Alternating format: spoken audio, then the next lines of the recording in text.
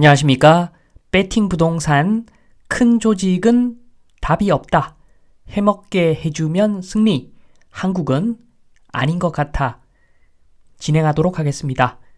선거 이야기인데 저는 선거를 하지 않았습니다.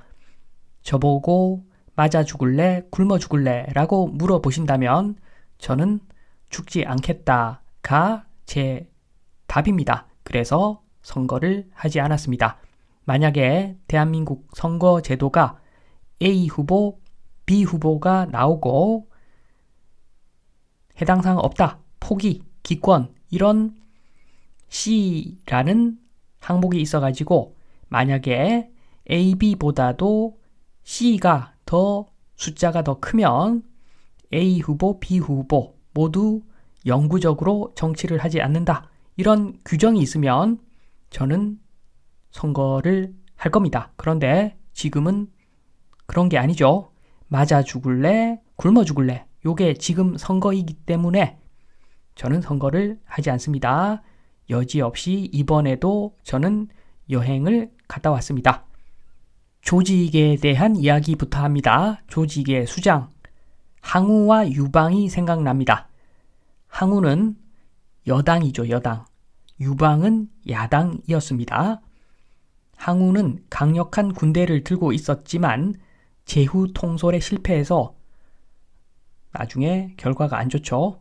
반면에 유방은 농민 출신인데 조직 통솔에 성공합니다.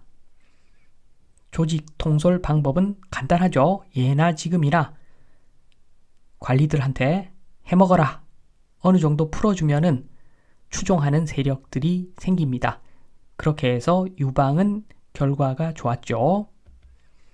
중국에 항우가 있었다면 조선에는 광해군이 있습니다. 광해군. 위에 그림, 아래 그림 둘 다 광해군인데 아래 그림이 더 유명하죠. 역사적으로 광해군을 나쁘게 묘사한 그런 자료들이 많습니다. 당연하죠. 광해군은 공납제에서 대동법으로 가는 기틀을 마련한 사람입니다. 공납제, 가구당 하나씩 부과하는 시스템에서 대동법은 일종의 토지 보유세입니다. 토지 가진 사람만 세금을 내라. 이렇게 법을 바꿔버리니까 조선의 깡패, 대다수의 양반들이 싫어하는 공공의 적으로 바뀝니다. 광해군이. 여기서 맛이 갑니다. 서울 도성 그림입니다. 중간에 백악이라고 되어 있는 거, 저게 북악산입니다. 왼쪽에 인왕산은 똑같이 인왕산이죠. 백악산과 인왕산, 그러니까 북악산과 인왕산이 만나는 점에 창의문이 있습니다. 창의문은 북소문으로서 대문은 아닙니다. 그러나 북대문인 숙정문보다 오히려 창의문을 통해서 통행하는 경우가 많았죠. 풍수지리 때문에 숙정문을 닫아 놓았다고 합니다. 아무튼 창의문은 북소문이라고도 하고 자하문이라고도 합니다. 창의문 옆에 자하문 터널은 아마 잘 아실 겁니다. 인조 반정 때 군인들이 창의문을 통해서 한양으로 들어왔고 길목마다 양반 대장들이, 문을 지키는 대장들이 마구마구 바로바로 열어줬다고 합니다. 한마디로 광해군은 양반들한테 잘못 보인 거죠. 이권을 뺏어버리니까 분노한 양반들이 합심해서 광해군을 몰아내죠. 여기에 참가한 군인들이 창의문에서 북서쪽에 홍지문이 있는데 그 옆에 세검정이 있습니다. 세검정, 칼을 씻었던 장소죠. 인조 반정에 참여한, 쿠데타에 참여한 군인들이 세검정에서 칼을 씻었다고 합니다. 지금 남아있죠. 저 터가 남아있습니다. 아무튼 인조는 어떻게 왕이 되었는가? 광해군이 양반들한테, 깡패 양반들한테 잘못 보여서 그런 거죠. 여기서 선거를 봅니다. 이번 선거에 지금 보면은 이준석 국회의원이죠. 이제 작은 당의 대표이기도 하고 국회의원이기도 한데 이준석 국회의원의 저 조직은 지금은 작습니다. 그래서 굉장히 참신해 보이죠. 일종의 식구들 같습니다. 우리 식구끼리는 콩 한 쪽도 나눠 먹자. 큰 뜻을 위해서 우리 콩 한 쪽도 나눠 먹으면서 가자. 지금은 이러고 있겠지만 그러나 조직이 커지면 그게 안 됩니다. 다단계로 사람들을 관리해야 되는데 쉬운 조직관리법이 적당하게 해먹어라. 요거밖에 없습니다.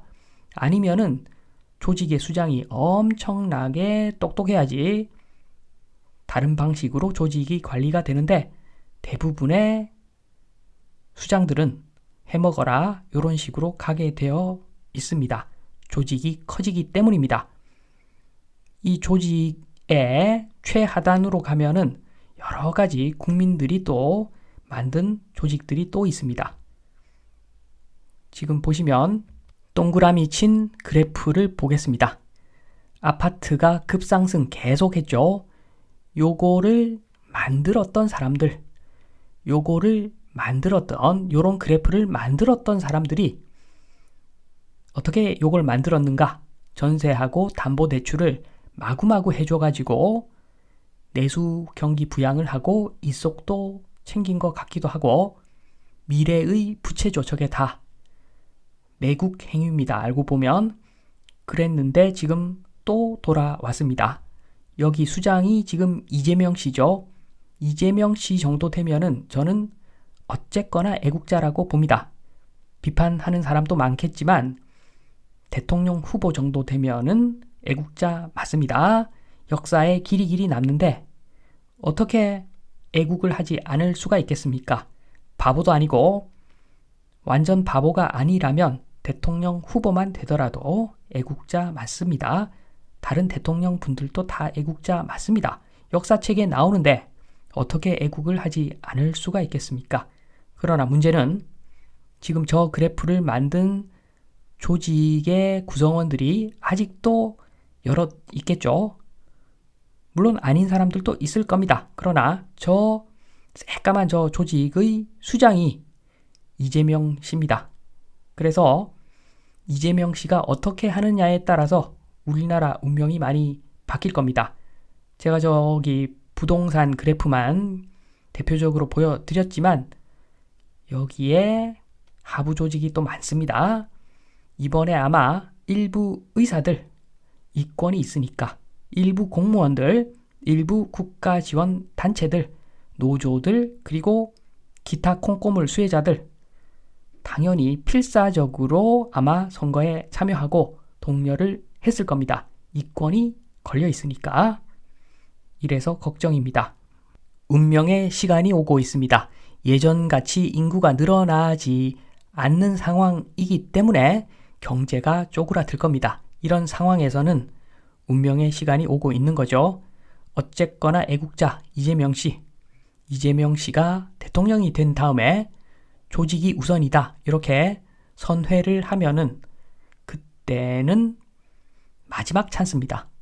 아마 생각보다 세게 부동산 반등할 겁니다.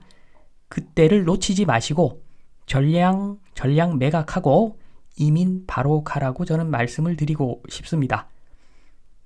갈 곳도 사실 몇 곳 없죠. 미국도 포퓰리즘. 그러나 우리나라보다는 좋습니다. 어떤 나라라도 우리나라보다는 좋습니다. 왜냐하면 인구가 우리나라처럼 소멸의 길로 가는 나라는 한 곳도 없기 때문에 거의 대부분 나라가 우리보다는 미래가 괜찮을 겁니다. 그러나 다른 나라도 포퓰리즘 있으니까 잘 선별해서 이민을 잘 가야 되겠죠. 어떤 경우에 이재명 씨가 대통령이 된 다음에 조직을 우선적으로 챙길 때 그때는 탈출해야 된다. 그 신호를 어떻게 알 수 있는가? 그 신호를 아는 방법은 간단합니다. 나중에 이재명 씨 대통령 되고 나서 만약에 대통령 된다면 그러고 나서 전세 제도를 소멸시키는 방향으로 정치를 한다. 그러면 국가를 버린 게 아니겠지만 만약에 전세 제도를 또 어거지로 계속 유지시켜 가려고 한다. 그러면 이재명 씨도 조직이 우선이다. 적당히 해먹어라. 이렇게 선회를 한 것이다. 이렇게 보면 된다. 말씀을 드리면서 이만 마치겠습니다. 감사합니다.